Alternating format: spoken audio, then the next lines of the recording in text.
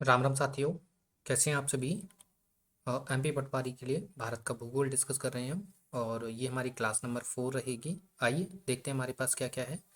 देखिए, सबसे पहला प्रश्न हमारा है, क्या है कि पूर्वोत्तर भारत की सबसे बड़ी खारे पानी की झील कौन सी है।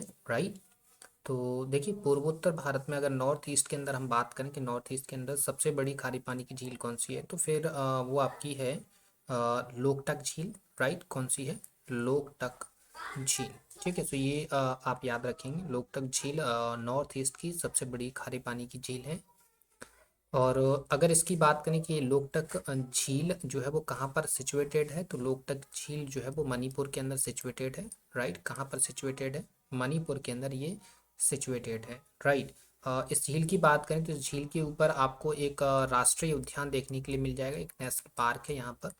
ठीक है, राष्ट्रीय पार्क बोल सकते हैं, राष्ट्रीय अभयारण्य आप बोल सकते हैं। उसका नाम है कैबुल लम जाओ।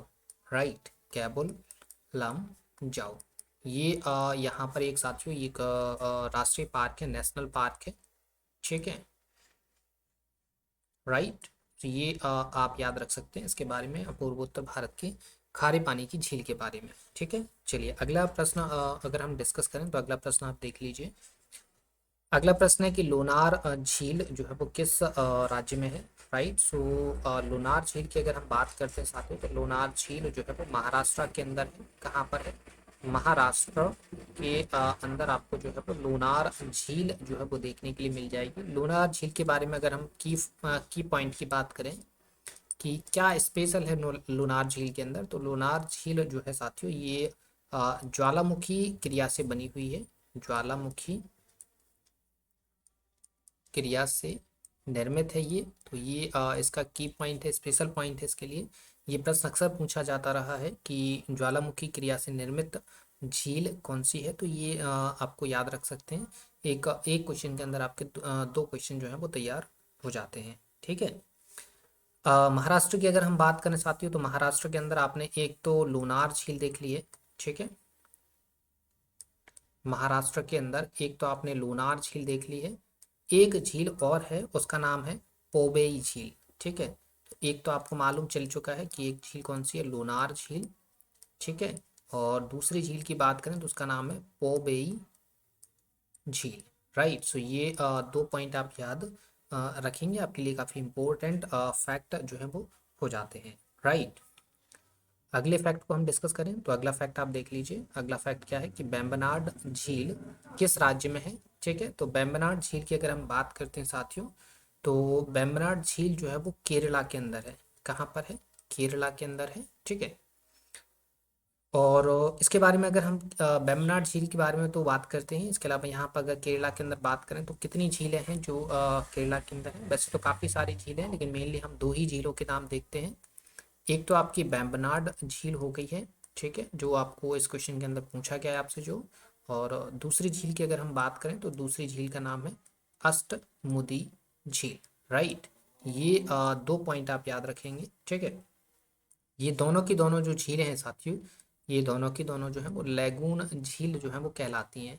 राइट, किस प्रकार की झील कहलाती हैं? लैगून झील कहलाती हैं। ठीक है, और एक की पॉइंट आप बिल्कुल याद रखेंगे। की पॉइंट क्या रहेगा? की पॉइंट आप बिल्कुल याद रखेंगे। की पॉइंट ये है कि केरल की लैगून झीलों को कयाल कहा जाता है। राइट, लैगून झीलों को कयाल कहा जाता है। राइट, सो ये पॉइंट आप याद रखेंगे, काफ़ी ज़्यादा पूछा जाता है। ये ऐसा पॉइंट है जो आपको अक्सर कहीं भी जनरली कहीं भी आपको किसी बुक के अंदर देखने के लिए नहीं मिलेगा। सीधा सीधा प्रश्न आता है कि केरल की लैगून झीलों को क्या कहा जाता है, तो आप बोल सकते हैं कि केरल की लैगून झीलों को हम कयाल बोलते हैं। राइट, सो ये पॉइंट आप याद रखेंगे। सेकेंड पॉइंट आपको बेम्बनाड झील के बारे में याद रखना है। बेम्बनाड झील के बारे में क्या पॉइंट आप याद रखेंगे? बेम्बनाड झील पर एक द्वीप है। ठीक है, इस पर एक द्वीप है, उस द्वीप का नाम याद रखेंगे आप, क्योंकि ये द्वीप अक्सर एग्जाम के अंदर पूछा जाता है। इस द्वीप का नाम है साथियों वेलिंगटन द्वीप। ठीक है, वेलिंगटन द्वीप। और ये वेलिंगटन द्वीप किस लिए फेमस है? ये इसलिए फेमस है क्योंकि यहाँ पर जो है वो नौकायन प्रतियोगिता होती है। नौकायन प्रतियोगिता यहाँ पर होती है, तो इसके लिए ये फेमस है, तो ये पॉइंट आप याद रखेंगे। ठीक है, क्लियर। उम्मीद है ये सारी चीज़ें आपको समझ में आ रही हैं, क्वेश्चन अच्छे से समझ में आ रहे हैं। हम अगले क्वेश्चन को भी डिस्कस कर सकते हैं, राइट। ठीक है, देखिए अगला क्वेश्चन, देखिए अगला क्वेश्चन क्या है कि अगला क्वेश्चन है अष्टमुदी झील किस राज्य में है। तो ये हम प्रीवियस क्वेश्चन के अंदर डिस्कस कर चुके हैं, ये आपको दिख रहा है। अष्टमुदी झील कहाँ पर बताई हुई है हमने आपको, केरला के अंदर बताई हुई है। तो आप लिख सकते हैं अष्टमुदी झील कहाँ पर है, ये है आपकी केरला के अंदर। ठीक है, क्लियर। तो इस पे तो डिस्कशन करने की ज़रूरत है नहीं, ये तो आपको मालूम चल ही चुका है कि अष्टमुदी झील जो है वो किस राज्य में सिचुएटेड है, तो ये केरला के अंदर सिचुएटेड है। ठीक है, और बाकी के फैक्ट हम आपको बता चुके हैं। अगला क्वेश्चन देखिए, केरल की लैगून झीलों को क्या कहा जाता है, तो ये भी हम आपको बता चुके हैं कि केरल की लैगून झीलों को हम जो है वो कयाल बोला करते हैं। क्या बोला करते हैं, कयाल बोला करते हैं। ठीक है, चलिए अगला क्वेश्चन देखिए ज़रा।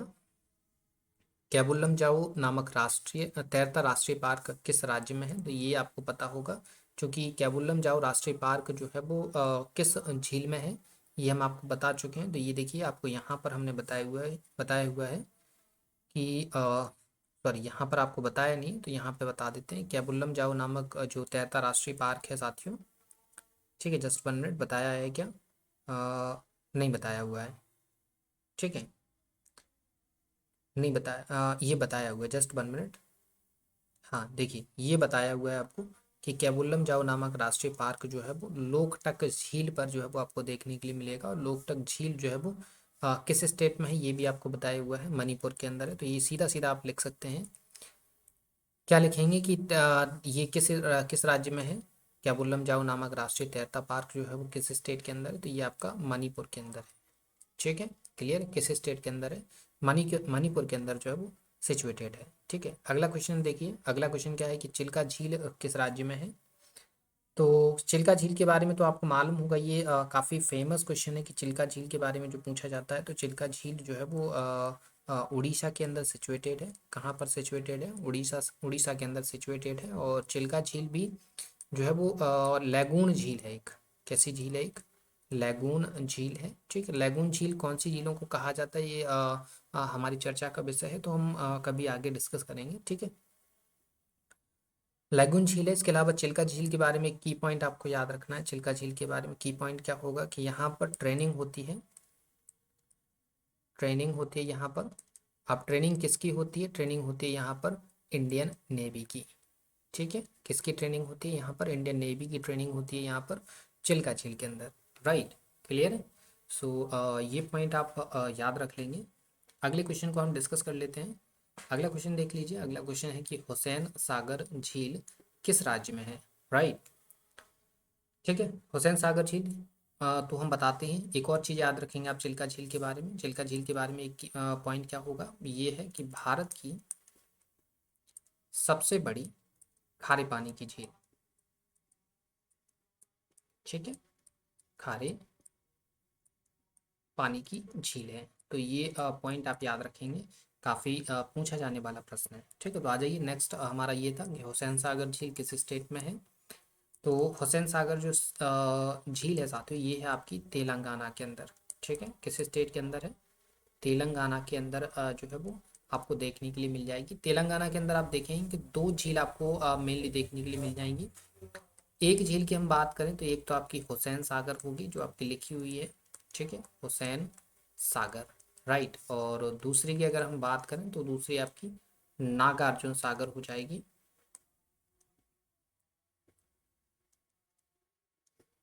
ठीक है, नागार्जुन सागर हो गई। ये दो जो झीलें हैं साथियों, ये दोनों की दोनों झीलें जो हैं वो तेलंगाना के अंदर आपको देखने के लिए मिल जाएंगी। ठीक है, क्लियर। अगले क्वेश्चन को अगर हम देखें तो अगला क्वेश्चन देख लीजिए। अगला क्वेश्चन, नागार्जुन सागर झील किस राज्य में है। तो नागार्जुन सागर जो झील है ये हम आपको बता चुके हैं कहाँ पर है, ये है आपकी तेलंगाना के अंदर। ठीक है, क्लियर, तेलंगाना के अंदर है। राइट, अगला देख लीजिए जरा। देखिए, पुलिकट झील किस राज्य में है। पुलिकट झील की अगर हम बात करें साथियों, तो पुलिकट झील जो है वो आंध्र प्रदेश के अंदर है। कहाँ पर है, आंध्र प्रदेश के अंदर है। ठीक है, सो ये काफ़ी आसान सा क्वेश्चन था जो उम्मीद है आप याद रख पाएंगे। इसके अलावा आंध्र प्रदेश की अगर झीलों की बात करें तो आंध्र प्रदेश के अंदर जो है वो पुलिकट झील तो एक हो ही गई है, ठीक है, एक पुलिकट झील हो जाएगी, ठीक है। और इसके अलावा अगर हम दूसरी झील की बात करें साथियों तो दूसरी झील जो है उसका नाम है कोलेरू झील, ठीक है, क्लियर। तो ये पॉइंट आप याद रख पाएंगे, राइट। इसके अलावा यहाँ पर पुलिकट झील के बारे में एक पॉइंट आपको याद रखना है। पॉइंट क्या रहेगा? वो पॉइंट रहेगा आपका कि इस पर जो है वो एक द्वीप है, ठीक है, पुलिकट झील में एक द्वीप है। द्वीप कौन सा है? द्वीप है श्री हरिकोटा, ठीक है, श्री हरिकोटा, ठीक है। ये आपको पता होगा कि ये एक श्री हरिकोटा जो है वो डीआरडीओ का लॉन्चिंग पैड है, ठीक है, ये आपको पता होगा।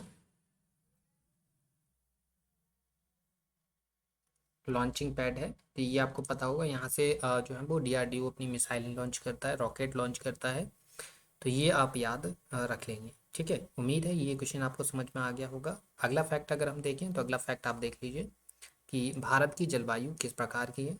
काफ़ी आसान सा क्वेश्चन है कि भारत की जलवायु किसी है? उष्ण कटिबंधीय, कटिबंधीय मानसूनी, ठीक है। ये जो है वो भारत की जलवायु है, राइट। सो ये उम्मीद है ये आप जो है वो याद रख पाएंगे, ठीक है, क्लियर। चलिए अगला क्वेश्चन हम डिस्कस करें अगल तो अगला क्वेश्चन देखिए, भारत में सर्वाधिक वर्षा किस मानसून से होती है? तो देखिए वर्षा की सोर्स की बात करें कि भारत में वर्षा किन मानसूनों से होती है, तो भारत में वर्षा जो है वो दो मानसूनों से होती है। एक मानसून होता है उत्तर पूर्वी मानसून, एक होता है आपका दक्षिण पश्चिम मानसून, राइट। कौन सा है दूसरा मानसून? कौन सा है आपका? दक्षिण पश्चिम मानसून। तो याद रखेंगे भारत में सर्वाधिक वर्षा जो है वो किस मानसून से होती है? दक्षिण पश्चिम मानसून से जो है वो सर्वाधिक वर्षा होती है, ठीक है। लगभग 90% वर्षा जो है वो किससे होती है? दक्षिण पश्चिम मानसून से हो जाती है, ठीक है, क्लियर है। चलिए अगले क्वेश्चन पे जा जाते हैं। अगला क्वेश्चन क्या है कि आम्र वर्षा व फूलों वाली वर्षा किस राज्य में कहा जाता है, ठीक है। तो देखिए साथियों, ये जो आम्र वर्षा होती है या आपकी फूलों वाली जो वर्षा होती है, ये कहा जाता है केरल के अंदर, ठीक है। कहाँ कहा जाता है? ये एक बात कही जाती है केरल के अंदर, ठीक है। ये जो फूलों वाली वर्षा है, आम्र वर्षा है ना साथियों, ये मानसून पूर्व वर्षा होती है, मानसून पूर्व वर्षा, ठीक है, क्लियर। मानसून नहीं आया होता है उसके पहले जो छोटी मोटी जो बूंदाबांदी होती है उसको हम जो है वो आम्र वर्षा या फूलों वाली वर्षा बोलते हैं। ऐसे देखिए केरल के अंदर तो आम्र वर्षा और फूल वर्षा बोलते हैं, फूलों वाली वर्षा। लेकिन अगर हम कर्नाटका के अंदर आ जाएं, कहाँ पर आ जाएं? कर्नाटक के अंदर, तो कर्नाटक के अंदर जो है वो इसको कॉफ़ी वर्षा बोलते हैं। क्या बोलते हैं इसको? कॉफ़ी वर्षा बोला करते हैं। और इसके अलावा इसको चेरी ब्लास्म बोला करते हैं, ठीक है। क्या बोला करते हैं? चेरी ब्लास्म जो है वो बोला करते हैं, ठीक है, क्लियर।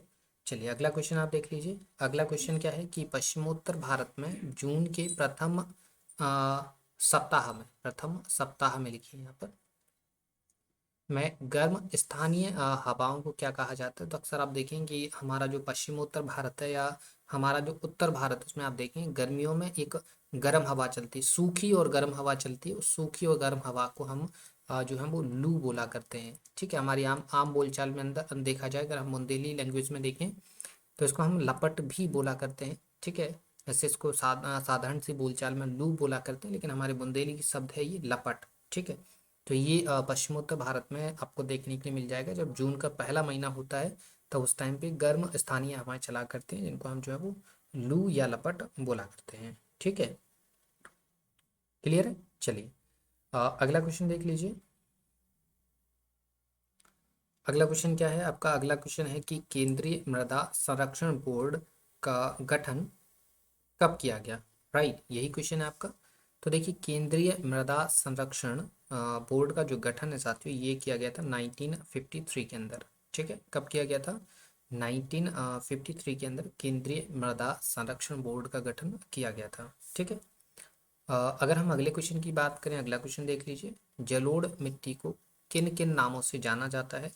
देखिए जलोढ़ मिट्टी की बात करें तो इसके अगर नामों की बात करें कि किस किस नाम से जाना जाता है जलोढ़ मिट्टी को, तो जलोढ़ मिट्टी को साथियों बोला, एक तो बोला जाता है कांप मिट्टी, ठीक है। दूसरा इसको बोला जाता है कछारी मिट्टी, ठीक है। तीसरा अगर हम बात करें तो उसको बोलते हैं चीका मिट्टी, ठीक है। क्या बोला करते हैं उसको, चीका मिट्टी जो है वो बोला करते हैं, ठीक है ना। और हाँ, एक और नाम है इसका दोमट मिट्टी, ठीक है, दोमट मिट्टी। तो ये सारे के सारे जो नाम हैं वो जलोढ़ मिट्टी के हैं। तो हाँ, जलोढ़ मिट्टी को इन नामों से जो है वो जाना जाता है। एक हो जाएगी कांप मिट्टी, कछारी मिट्टी, चीका मिट्टी, दोमट मिट्टी, राइट। क्लियर है? तो उम्मीद है ये चीज़ें आपको समझ में आ गई हैं। जलोढ़ मिट्टी के बारे में और भी चीज़ें हम डिस्कस कर सकते हैं। देखिए जलोढ़ मिट्टी के बारे में ये तो नाम हो गए हैं। इसके अगर रंग की बात करें तो इसका जो रंग होता है वो हल्का भूरा होता है, ठीक है। कैसा रंग होता है इसका, हल्का भूरा रंग होता है। और नेक्स्ट अगर हम बात करें तो लिखिए जमीन में 490 मीटर की गहराई तक पाई जाती है, राइट, गहराई तक पाई जाती है। तो ये पॉइंट आप याद रखेंगे। इसके अलावा इसमें आप याद रखेंगे कि ये भारत के 40% हिस्से पर मिलती है, ठीक है। अगर हम विशेषकर बात करें कि विशेषकर भारत के किस क्षेत्र में जलोढ़ मिट्टी देखने के लिए मिलेगी, तो विशेषकर उत्तर भारत के अंदर।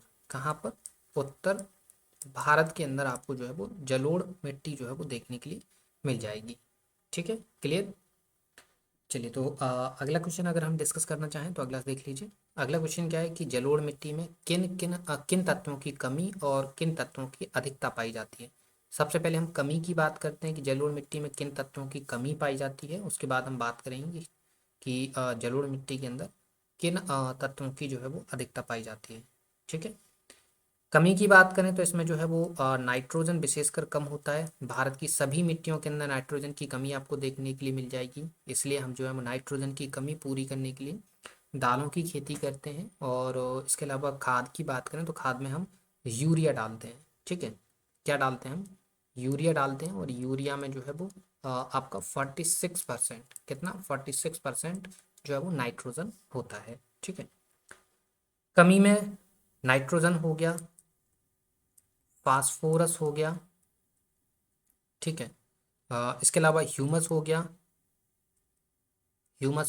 तो ये सारी चीज़ों की जो है वो कमी होती है, ठीक है। इसके अलावा अधिकता की अगर हम बात करें, किसकी बात करें, अधिकता की बात करें, तो अधिकता की अगर देखें तो अधिकता में आपको यहाँ पर इस मिट्टी के अंदर सबसे ज़्यादा पोटास देखने के लिए मिलेगा। पोटास के अलावा इसमें जो है वो चूना की मात्रा आपको अच्छी खासी देखने के लिए मिल जाएगी, ठीक है। क्लियर?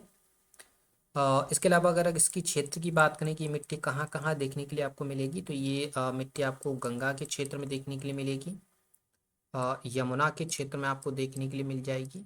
यमुना के अलावा ये जो है वो ब्रह्मपुत्र वाले इलाके में आपको देखने के लिए मिल जाएगी, क्योंकि इसका निर्माण मेनली नदियाँ ही करती हैं, ठीक है। इसके अलावा इनकी जो सहायक नदियाँ हैं, इन तीनों की जो सहायक नदियाँ हैं इनमें आपको देखने के लिए मिल जाएगी, ठीक है। इन सहायक नदियों में देखने के लिए मिल जाएगी। इसके अलावा आपको अगर हम क्षेत्र में, अगर हम, ये तो रिवर की होगी, अगर हम एरिया की बात करें कि किस एरिया में आपको मिलेगी, तो उत्तर भारत के अंदर आपको सबसे ज़्यादा बताया था आपको कहाँ देखने के लिए मिलेगी, उत्तर भारत में। उत्तर भारत में भी कौन कौन से क्षेत्र हैं, उत्तर भारत में एक तो आपका हरियाणा हो गया, ठीक है, हरियाणा हो गया, उत्तर प्रदेश हो गया, ठीक है। उत्तर प्रदेश के अलावा आप देखेंगे तो मध्य प्रदेश हो गया। मध्य प्रदेश वैसे जो है प्रायद्वीपीय भाग का हिस्सा है, लेकिन इसमें भी आपको जो है वो ये देखने के लिए मिल जाएगा। इसके अलावा अगर थोड़ा सा और बाहर की तरफ निकलें, अगर उत्तर भारत के एरिया से हल्का सा, अगर वैसे वो उत्तर भारत के एरिया से ही जुड़ा हुआ हिस्सा है, जिसमें आपका बंगाल शामिल है, ठीक है। बंगाल के अलावा इसमें असम शामिल हो जाता है, ठीक है। इसके अलावा इसमें जो है वो पूर्वी राजस्थान शामिल हो जाता है। पूर्वी राजस्थान जो कि उत्तर प्रदेश और हरियाणा से सटा हुआ हिस्सा है, यहाँ पर आपको जो है वो जलोढ़ मिट्टी जो है वो देखने के लिए मिल जाएगी। इसके अलावा नर्मदा, तापी जो नदियाँ हैं, इनके जो घाटियाँ हैं, यहाँ पर भी आपको जो है वो जलोढ़ मिट्टी देखने के लिए मिल जाएगी। ठीक है, क्लियर। चलिए अगला क्वेश्चन डिस्कस करते हैं। अगला क्वेश्चन आप देख लीजिए। अगला क्वेश्चन है कि जलोढ़ मिट्टी जमीन के अंदर कितने मीटर तक पाई जाती है। तो ये तो हम आपको बता ही चुके हैं कितने मीटर तक पाई जाती है। लगभग 490 मीटर की गहराई तक जो है वो जलोढ़ मिट्टी देखने के लिए आपको मिल जाती है। ठीक है, क्लियर। अगला क्वेश्चन आप देख लीजिए। अगला क्वेश्चन क्या है कि जलोढ़ मिट्टी भारत के कितने प्रतिशत हिस्से पर पाई जाती है। तो ये हम आपको बता चुके हैं 40% हिस्से में जो है वो जलोढ़ मिट्टी पाई जाती है। एरिया भी हम आपको बता चुके हैं अपने प्रीवियस क्वेश्चन के अंदर। तो आप देख लीजिए कि भारत के किन किन हिस्सों में जो है वो जलोढ़ मिट्टी देखने के लिए मिल जाती है। ठीक है, क्लियर। ये तो आपको डिफाइन करके याद रखना है कि नदियों की द्रोणी में आपको हमेशा जलोढ़ मिट्टी मिलेगी, डेल्टाई क्षेत्र में जलोढ़ मिट्टी मिलेगी, उत्तर भारत में जलोढ़ मिट्टी मिलेगी। इतनी ही चीजें अगर आप याद रख पाएंगे तो जब भी इस टाइप का प्रश्न आएगा तो आप उसका कंक्लूजन निकाल कर जो है वो आंसर टिक कर पाएंगे। ठीक है, क्लियर। चलिए तो अगला क्वेश्चन हम डिस्कस कर लेते हैं। अगला प्रश्न आप देख लीजिए। अगला प्रश्न है कि स्वतः जुती हुई मिट्टी किसे कहा जाता है। राइट, सो स्वतः जुती हुई मिट्टी जो है वो काली मिट्टी को कहा जाता है। किसको कहा जाता है? काली मिट्टी को जो है वो स्वतः जुती हुई मिट्टी कहा जाता है। काली मिट्टी को भी और नामों से जाना जाता है, जैसे कि कपास वाली मिट्टी हो गई। ठीक, कपास वाली मिट्टी हो गई। इसके अलावा काली मिट्टी को जो है वो रैगुर मिट्टी भी कहा जाता है। रैगुर मिट्टी भी जो है वो इसको कहा जाता है। Right, clear. चलिए तो अगला प्रश्न हम डिस्कस कर सकते हैं। अगला प्रश्न आप देख लीजिए। सर्वाधिक जल धारण की क्षमता किस मिट्टी में पाई जाती है। तो सर्वाधिक जल धारण करने की जो कैपेसिटी है, इफिशियंसी जो है वो पाई जाती है काली मिट्टी में। किस मिट्टी में पाई जाती है? वो पाई जाती है आपकी काली मिट्टी में। ठीक है, क्लियर। चलिए तो ये सारे के सारे क्वेश्चंस आपको उम्मीद है समझ में आ रहे हैं। अगला प्रश्न आप देख सकते हैं। अगला प्रश्न देखिए, काली मिट्टी का सर्वाधिक विस्तार किस क्षेत्र में है। तो देखिए काली मिट्टी का जो सर्वाधिक विस्तार है ना, वो आप देखेंगे ये आपका जो है प्रायद्वीपीय पठार का जो मैप है नीचे वाला, इसमें आप देखेंगे ये वाला जो हिस्सा होता है ये, ठीक है, यहाँ से ऐसे करके जो हिस्सा है ये है आपका महाराष्ट्र। ठीक है, तो सर्वाधिक जो काली मिट्टी है वो महाराष्ट्र के अंदर है, लेकिन महाराष्ट्र में भी आप देखेंगे ये आपका जो है वो पश्चिमी कगार है। ठीक है, ये क्या है आपका? पश्चिमी कगार। ठीक है, पश्चिमी कगार बोल दीजिए, पश्चिमी घाट बोल दीजिए। तो पश्चिमी घाट जो है वो पश्चिमी घाट दो हिस्सों में, एक इस साइड वाला क्षेत्र है और एक इस साइड वाला क्षेत्र है। तो ये जो क्षेत्र आपको दिख रहा है, ये जो क्षेत्र आपको दिख रहा है, कौन सा? ये वाला, ये जो क्षेत्र आपको दिख रहा है पश्चिमी घाट पर्वत के पूर्वी ओर का जो हिस्सा है, ये हिस्सा जो है वो, ये हिस्सा जो है वो काली मिट्टी का क्षेत्र है। किसका क्षेत्र है? काली मिट्टी का क्षेत्र है। ठीक है, और इस क्षेत्र को हम बोला करते हैं विदर्भ। क्या बोला करते हैं? विदर्भ। ठीक है, सो काली मिट्टी का जो सर्वाधिक विस्तार है साथियों ये है विदर्भ में। ठीक है, कहाँ पर है? विदर्भ में। ठीक है, क्लियर। सो उम्मीद है ये समझ में आ गया होगा। आ जाइए अगला प्रश्न आप देख लीजिए। आयरन ऑक्साइड की अधिकता किस मिट्टी में पाई जाती है। तो आयरन ऑक्साइड की जो अधिकता है ये पाई जाती है आपकी लाल मिट्टी में। ठीक है, किस में पाई जाती है? लाल मिट्टी में पाई जाती है। और लाल मिट्टी का जो निर्माण है, इसका जो निर्माण है साथियों ये कैसे होता है वो भी हम बता देते हैं आपको, कि जो लाल मिट्टी है इसका जो निर्माण है वो चट्टानों की काट छाट से होता है। काट छाट से होता है। ठीक है, तो ये पॉइंट आप याद रख लेंगे। ठीक है, क्लियर। अगर इसके विस्तार की बात करें कि सर्वाधिक इसका विस्तार किस कहाँ पर है, तो इसका विस्तार जो है वो पठारी क्षेत्र में आपको देखने के लिए मिलेगा। विस्तार पठारी क्षेत्र में, स्पेशली आपको बताया विदर्भ वाला जो एरिया है कौन सा? विदर्भ वाला एरिया। तो विदर्भ वाला एरिया किस स्टेट में आता है? ये आता है महाराष्ट्र के अंदर। तो वहाँ भी आपको जो है वो सबसे, सॉरी, लाल मिट्टी, वो काली मिट्टी का क्षेत्र है। लाल मिट्टी आपको पठारी क्षेत्र में देखने के लिए मिलेगी। तो पठारी क्षेत्र आपको जो है वो हर, लगभग हर स्टेट में मिल जाएगा, ठीक है। तो पठारी क्षेत्र में आप देखेंगे तो इसमें ये मिट्टी आपको जो है, इसके विस्तार की अगर हम बात करें विस्तार की, तो ये इसका विस्तार आपको तमिलनाडु में मिल जाएगा, ठीक है। तमिलनाडु के अलावा आप देखें तो तेलंगाना, ठीक है। तेलंगाना के अलावा आप देखें तो आंध्र प्रदेश हो गया, ठीक है। अरुणाचल प्रदेश नहीं, ये आंध्र प्रदेश है, ठीक है। इसके अलावा आप देखें तो छत्तीसगढ़ हो जाएगा, ठीक है। छत्तीसगढ़ हो गया आपका, झारखंड हो गया। तो यहाँ पर आपको जो है वो लाल मिट्टी जो है वो देखने के लिए मिल जाएगी, ठीक है। एमपी के अंदर भी आपको लाल मिट्टी देखने के लिए मिलेगी। जो विंध्यन क्षेत्र है, विंध्यन क्रम का जो क्षेत्र है, वो वहाँ पर आपको लाल मिट्टी मिलेगी। इसमें स्पेशली बालाघाट जिला जो है वो शामिल हो जाता है, ठीक है। क्लियर? चलिए अगला क्वेश्चन देखें। अगला क्वेश्चन देखिए, सिलिका तत्व के निक्षालन से किस मिट्टी का निर्माण होता है? तो सिलिका तत्व के निक्षालन से जो है वो लैटेराइट मिट्टी का निर्माण होता है। किसका निर्माण होता है साथियों? ये होता है लैटेराइट मिट्टी का, ठीक है। लैटेराइट मिट्टी की अगर हम बात करें साथियों, तो इसमें सिलिका तत्व का निक्षालन होने का, अगर हम इस निक्षालन का कारण देखें कि इसका निक्षालन का कारण क्या है, तो इसका कारण होता है अधिक गर्मी, अधिक गर्मी व अधिक वर्षा, ठीक है। अधिक गर्मी व अधिक वर्षा जो है वो इसका रीजन होता है सिलिका तत्व के निक्षालन का, ठीक है। क्लियर? ये आपको समझ में आ गया है। इसके अलावा अगर हम इसके क्षेत्र की बात करें कि लैटेराइट मिट्टी का क्षेत्र कहाँ कहाँ है, तो इसका क्षेत्र सबसे पहला आप बात करेंगे तो एक तो सह्याद्री हो गया, ठीक है, सह्याद्री हो गया। दूसरा है आपका तमिलनाडु की सेवाराय पहाड़ी, तमिलनाडु की सेवाराय पहाड़ी, राइट। थर्ड हम बात करें साथियों तो फिर आपका है उड़ीसा तट, ठीक है। फोर्थ नंबर पे बात करें तो फिर नाम आ जाता है झारखंड का, राइट। झारखंड के अलावा देखा जाए तो राजमहल पहाड़ी, राइट। राजमहल पहाड़ी के अलावा असम व मेघालय की पहाड़ियाँ, असम व मेघालय की पहाड़ी जो है वो किसका, लेटराइट मिट्टी का क्षेत्र जो है वो माना जाता है, ठीक है। अगर हम विशेषकर देखा जाए इसके अलावा इसमें नेक्स्ट एक हो जाता है हमारा केरला। ये तो हम भूल ही गए थे, केरला, ठीक है। सो केरल जो है वो यहाँ पर जो है वो सर्वाधिक पाई जाती है।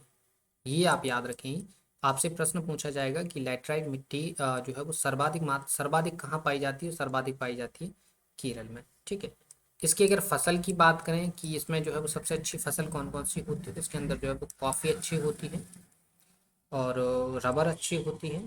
इसके अलावा इसमें जो है वो काजू होता है लैटराइट मिट्टी के अंदर, ठीक है। क्लियर? इसके अलावा लैटराइट मिट्टी के बारे में अगर एक और चीज़ हम डिस्कस करना चाहें तो एक चीज़ आप याद रख सकते हैं कि लैटराइट मिट्टी जो है ईंट बनाने में प्रयोग होती है, ईंट बनाने के लिए उपयुक्त, राइट। सो ये पॉइंट आप याद रख लेंगे। ये प्रश्न अक्सर एग्जाम्स के अंदर पूछे जाते हैं, ठीक है। क्लियर? तो मेरे यहाँ तक हमने आपके साथ जो भी चीज़ें डिस्कस करी हैं समझ में आ रही हैं, समझ में आ रहा है तो वीडियो को लाइक शेयर जरूर करते चलिए, सब्सक्राइब कर लीजिए चैनल को। तो फिर हम अगले क्वेश्चन को डिस्कस कर लेते हैं। अगला प्रश्न देख लीजिए। अगला प्रश्न क्या है कि रेह व कल्हर मिट्टी किस मिट्टी को जो है वो कहा जाता है, ठीक है। क्लियर? क्या बोला हमने? रेह व कल्लर मिट्टी जो है वो किस मिट्टी को कहा जाता है, ठीक है।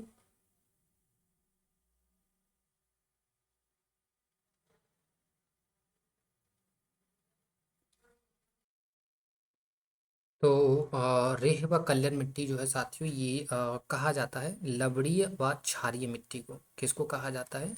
लवणीय व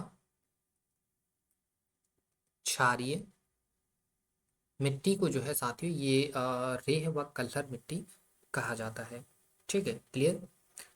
इसके अगर हम क्षेत्र की बात करें कि किस क्षेत्र में जो है वो ये मिट्टी पाई जाती है, तो ये पाई जाती है पंजाब में, ठीक है। पंजाब के अलावा आप देखें तो ये हरियाणा वाले एरिया में आपको देखने के लिए मिल जाएगी। ठीक है। हरियाणा के अलावा आप देखें तो पश्चिमी जो उत्तर प्रदेश है, पश्चिमी उत्तर प्रदेश वाला क्षेत्र है, जिसमें आप देखेंगे जो मेरठ और मेरठ मुरादाबाद ये वाला जो एरिया है, ये आपका अलीगढ़ वाला, ये पश्चिमी उत्तर प्रदेश के अंदर शामिल होता है।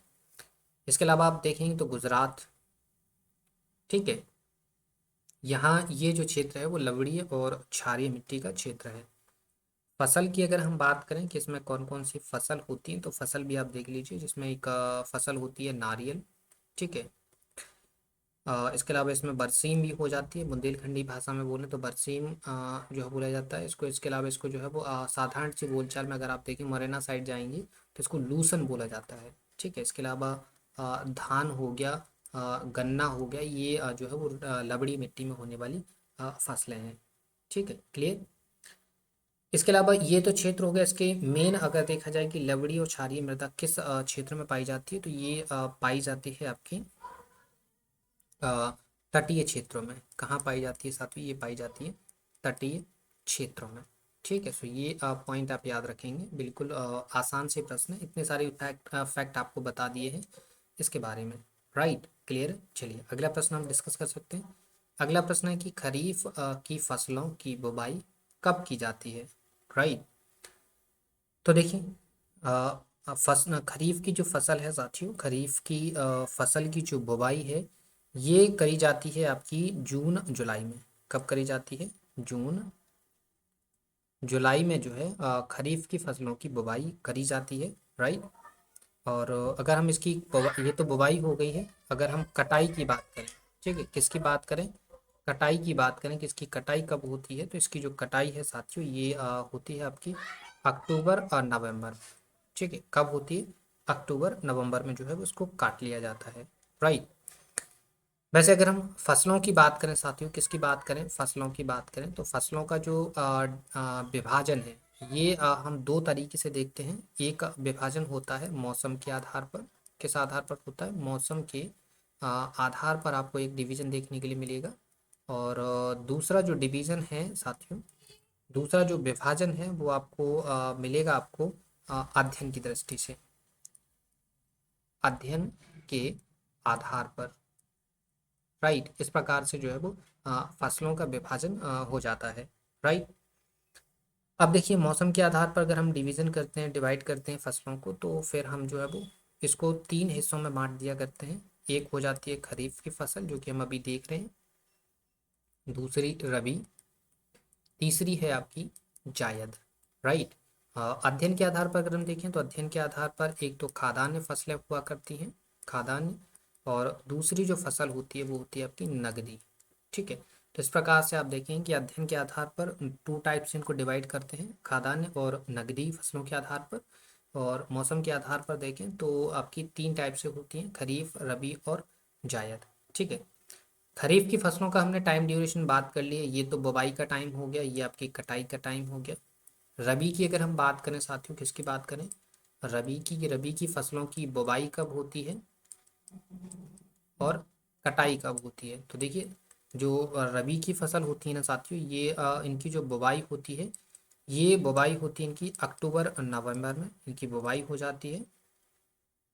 और कटाई की बात करें तो अभी प्रेजेंट में इसकी कटाई का टाइम चल रहा है, मार्च अप्रैल के अंदर जो है वो इनकी कटाई कर ली जाती है। ठीक है।